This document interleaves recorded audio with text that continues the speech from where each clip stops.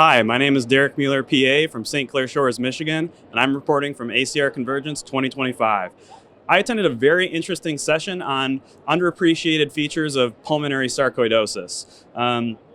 So Dr. Michelle Sharp from Johns Hopkins University, she described her cohort of 602 sarcoidosis patients, of which 56% of those had abnormal PFTs. As expected, a large amount of those patients, based on PFT pattern, had that of a restrictive pattern, likely due to interstitial lung disease. So no surprise there. 22% of her cohort had an obstructive pattern on PFTs.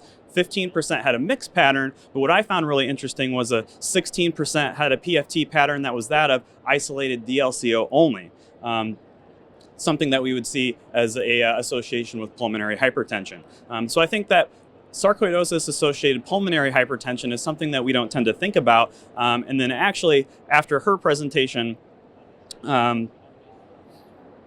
Robert Bowman, he described three different features that may predict mortality in pulmonary sarcoidosis. One of those being extent of fibrosis, and then two features include dilated pulmonary artery diameter on HRCT, as well as diagnosed pulmonary hypertension by right heart cath. And actually that presence of pulmonary hypertension in sarcoidosis patients was an increased hazard ratio of mortality, 8.96. So pretty striking, seeing that association with pulmonary hypertension, with sarcoidosis and mortality. So I think my take-home points from this session were think about pulmonary hypertension in sarcoidosis patients just because they have unremarkable PFTs, no restrictive pattern obstructive. Look at that DLCO, and that might predict, that might predict their mortality. And we should have a low threshold to consider doing additional testing such as echo and referrals of right heart cath for sarcoidosis patients,